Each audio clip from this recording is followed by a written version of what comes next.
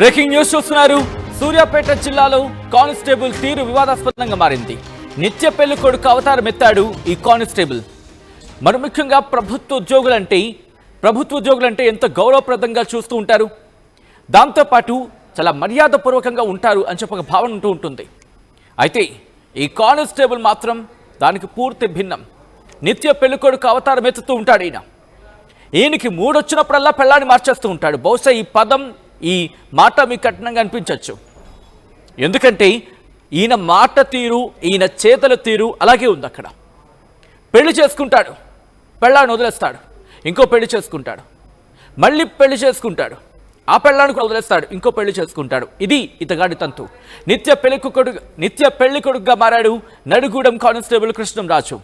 పెళ్లి చేసుకోవడం, కొద్ది రోజులు కాపురం చేయడం, ఆ తర్వాత ఇటు భార్యను వదిలేయడం, అలా ఇప్పటికి 4 పెళ్లిళ్ళు చేసుకున్నాడు కృష్ణంరాజు.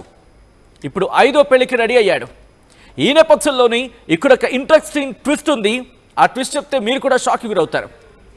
ఇతగాడు పోలీస్ కానిస్టేబుల్ కదా, చట్టాలు న్యాయాలు ఆయనకు అన్నీ తెలుసు కదా, పోనీ విడాకులు ఇచ్చి చేసుకున్నాడేమో అంతవరకు అనుకుంటారు. పోనీ అంతవరకు కూడా సమ్వేర్ అది అక్కడ యాక్సెప్టెడ్ అనుకుందాం.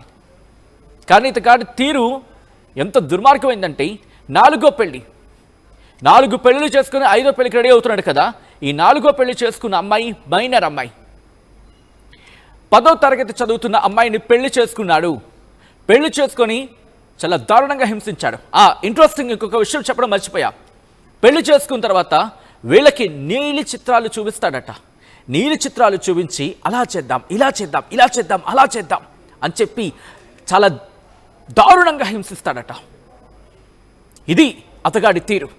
బహుశా ఈ పదాలు మీకు కాస్త కఠినంగా, కాస్త ఇబ్బందికరంగా అనిపించవచ్చు. కానీ అతగాడి తీరుని మీకు చెప్పడంలో భాగంగానే ఇలా చేయడం జరుగుతుంది తప్ప మిమ్మల్ని ఇబ్బందికర వాతావరణం గురి చేయడం, లేకపోతే మిమ్మల్ని కలవరపడకు గురి చేయడము నా ఉద్దేశం కాదు, ఆర్టీవీ ఉద్దేశం కూడా కాదు. కానీ ఇటువంటి కథనాలు చూసినప్పుడు కాస్త కలవరపడకు గురే అవకాశం ఉంటుంది. కాబట్టి దీనికి సంబంధించి తగిన జాగ్రత్తలు తీసుకోవాలని ఆర్టీవీ సూచించడం జరుగుతోంది. ఇప్పుడు 5వ పెళ్లికి సిద్ధమవుతున్నాడు ఈ సోకాల్డ్ కానిస్టేబుల్. 4 పెళ్లిలలో 4వ పెళ్లి 10వ తరగతి మైనర్ అమ్మాయి. శారీరకంగా హింసించడంతో పుట్టింటికి వెళ్ళిపోయింది ఆ మైనర్ బాలిక. కృష్ణంరాజుపై పోక్సో కేసు నమోదు చేశారు అక్కడ పోలీసు అధికారులు. గతంలో 2 సార్లు సస్పెండ్ అయ్యాడు ఈ కానిస్టేబుల్. ఇప్పుడు దుర్మార్గుడి అవతారాలు తెలుసుకున్న వాళ్ళందరూ కూడా షాక్కి గురవుతున్నారు. ఒక్కసారి కాస్త ఫుల్ ఫ్రేమ్కో హాఫ్ ఫ్రేమ్కో వెళ్ళే ప్రయత్నం చేద్దాం. ఒక్కసారి ఈ ఫోటోని, ఈ ఫ్రేమ్ని గుర్తుపెట్టుకోండి. ఎందుకంటే 4 పెళ్లిళ్ళు చేసుకున్నాడు, 5వ పెళ్లికి రెడీ అవుతున్నప్పుడు బయటపడ్డాడు. బహుశా 6వ పెళ్లికో, 7వ పెళ్లికో, 8వ పెళ్లికో, 9వ పెళ్లికో, 10వ పెళ్లికో, 11వ పెళ్లికో, 12వ పెళ్లికో మళ్ళీ ఇలా చూస్తున్న వాళ్ళు ఎవరి దగ్గరికైనా రావచ్చు. బహుశా రావచ్చేమో. కాబట్టి ఈ ఫోటోని గుర్తుపెట్టుకోండి. ఈరోజు కథనం చూసాం కాబట్టి 2 రోజులకో లేకపోతే వారం రోజుల తర్వాత మర్చిపోవచ్చు. కానీ రిజిస్టర్ చేసుకోండి ఇలాంటి ఫొటోస్ని, ఇలాంటి వాళ్ళని గుర్తుపెట్టుకోండి. అదిగో ఇతగాడే కృష్ణంరాజు. ఇతగాడి తీరు ప్రస్తుతం వివాదాస్పదంగా మారింది. పెళ్లి చేసుకోవడం, భార్యని విడిచిపెట్టేయడం, ఇది ఇతగాడి తీరు. ఇతగాడి తీరు మీద ఆగ్రహాన్ని వ్యక్తం చేయడం జరుగుతోంది. ఈ నేపథ్యంలో ఇలాంటి వాళ్ళని ఏం చేయాలి? పెళ్లి మీద పెళ్లి. ఓకే, ఎందుకంటే లీగల్గా అంటే సమ్వేర్ అనుకుంటూ ఉంటాం కదా, డివోర్స్ ఇచ్చుకొని పెళ్లి చేసుకుంటాడు, వాళ్ళిద్దరికీ ఓకే అయితే ఓకే. బట్ మైనర్ని పెళ్లి చేసుకోవడం ఏంటయ్యా? నువ్వు పోలీస్ అధికారివి, ఇన్ఫ్యాక్ట్ పోలీస్ కానిస్టేబుల్వి. నువ్వు నలుగురికి చెప్పాల్సింది పోయి నువ్వు మైనర్ని పెళ్లి చేసుకోవడం ఏంటయ్యా? బుర్ర పనిచేస్తుంది నీకు అసలు? ఇలాంటి వాళ్ళ వల్ల కదా. ఎందుకంటే పోలీసు శాఖలో అత్యున్నత స్థాయిలో ఉన్నవాళ్ళు కావచ్చు, లేకపోతే స్థాయి గురించి తర్వాత మాట్లాడుకుందాం. అసలు అదే ప్రసక్తే ఉండదు. ఎందుకంటే దాని గురించి మాట్లాడుకోవాల్సిన సందర్భం కూడా లేదనుకోవచ్చు. ఎందుకంటే ఏ స్థాయిలో ఉన్న వ్యక్తి అయినా తనకు తగిన రీతిలో కష్టపడితేనే ఇటు లా అండ్ ఆర్డర్ అంత ప్రాపర్గా ఉంది. సో ఇటువంటి వ్యక్తుల వల్ల పోలీసు శాఖకి మచ్చగా మారే ప్రమాదం ఉంటుంది. పెళ్లి చేసుకున్నావు, భార్యకు విడాకులు ఇచ్చావు, ఆ తర్వాత మళ్ళీ పెళ్లి చేసుకున్నాం. ఆ భార్య ఒప్పుకొని మీ ఇద్దరూ డివోర్స్ తీసుకుని పెళ్లి చేసుకుంటే మీ ఇష్టం. కానీ మైనర్ని పెళ్లి చేసుకోవడం ఏంటయ్యా? బుర్ర పనిచేస్తుందా నీకు అసలు అక్కడ? ఇలాంటి వ్యక్తిని ఇంకా పోలీసు శాఖలో ఉంచుతారా? సస్పెన్షనా? పీకి పడేయాల్సింది పోయి. మైనర్ని అప్పటికే 2 సార్లు సస్పెండ్ చేశారు, ఇంకా భరించాలా? ఇతగాడు గుర్తుపెట్టుకొని పోలీసు శాఖలో బహుశా ఆలోచించుకోవాల్సిందేమో. ఇతగాడు ఇన్ని తప్పులు చేసిన వ్యక్తి ఇటు పోలీసు శాఖలోకి వచ్చిన తర్వాత మళ్ళీ తిరిగి తీసుకున్న తర్వాత తప్పు చేయడం నమ్మకం ఏంటి, గ్యారంటీ ఏంటి? ఇతగాడు ఇంకా ప్రజలనే రక్షిస్తాడు, ప్రజలనే కాపాడుతాడు.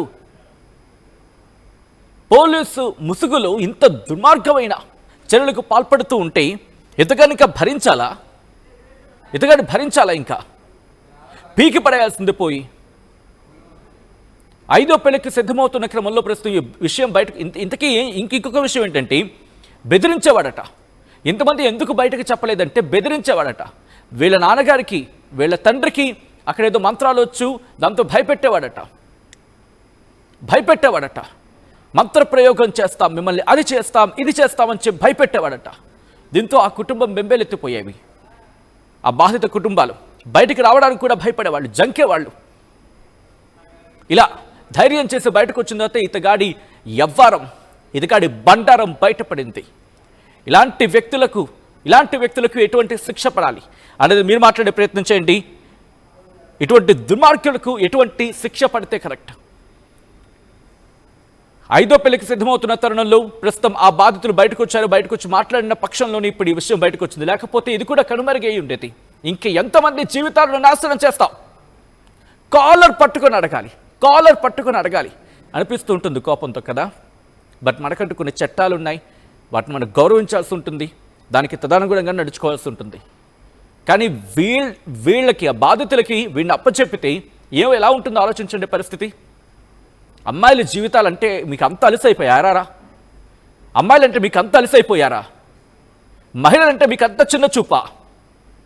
అంత కామంతో కొట్టుకుంటున్నారా మీరు? అంత కామం బలిసిపోయిందా మీకు? Sorry to use this word, but అంత దుర్మార్గమా? నీలి చిత్రాలు, భార్యలకు నీలి చిత్రాలా? అంత దుర్మార్గం ఏంటి? అంత పైశాచికత్వం ఏంటి? వాళ్ళు కూడా మనుషులేగా, నీలాగే మనుషులేగా.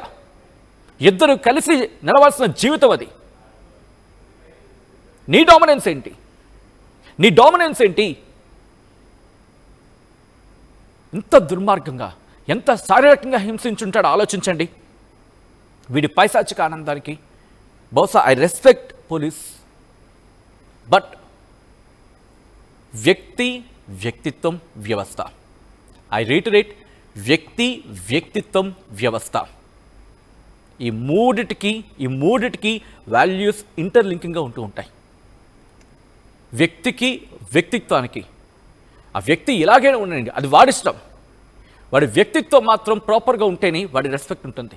వ్యక్తిగా నువ్వు ఇష్టం ఎలా ఉంటావో ఉండు, పక్కవాడికి ఇబ్బంది పెట్టినంత వరకు నువ్వు ఎలా బతికినని ఎవడు అడగడు. కానీ వ్యక్తిత్వం ఉంటుంది చూసావు, వ్యక్తిత్వం మాత్రం అది ప్రభావం చూపిస్తుంది. This is what it shows. And వ్యవస్థ, వ్యక్తి ఇక్కడ ఇబ్బంది, వ్యక్తిత్వం ఇబ్బంది. పోనీ వ్యక్తి విషయం పక్కన పెట్టుకుందాం, వ్యక్తిత్వం ఎంత దారుణం. ఇప్పుడు అటువంటి వ్యక్తి వ్యవస్థలో ఉన్నాడు, వీళ్ళకి ప్రజల్ని కాపాడతాడు. పోలీసు శాఖ 1కి 2 సార్లు పునరాలోచన చేసుకోవాల్సిన, సమీక్ష చేసుకోవాల్సిందేమో ఆలోచించే ప్రయత్నం చేయండి. ఇతగాడి మీద కఠినమైన చర్యలు తీసుకోవాలని చెప్పి ప్రస్తుతం ఆ కుటుంబాలు డిమాండ్ చేస్తుందంటే అర్థం చేసుకోవచ్చు. ఇతగాడికి ఎటువంటి శిక్ష పడాలి అనేది మీరు చెప్పే ప్రయత్నం చేయండి. ఇటువంటి దుర్మార్గులకి ఎటువంటి శిక్ష పడాలి, ఇటువంటి జరగకుండా ఉండాలంటే ఏం చేయాలి అనేది మీరేమనుకుంటారో చెప్పే ప్రయత్నం చేయండి. ఈ కథను కాస్త కలవరపరచవచ్చు, అయితే మిమ్మల్ని కలవరపడి గురి చేయడం ఆర్టీవీ ఉద్దేశం కాదు. కానీ ఇటువంటి కథనాలు చూసినప్పుడు కాస్త కలవరపడి అవకాశం ఉంటుంది కాబట్టి దీనికి సంబంధించి తగిన జాగ్రత్తలు తీసుకోవాలని ఆర్టీవీ సూచించడం జరుగుతోంది.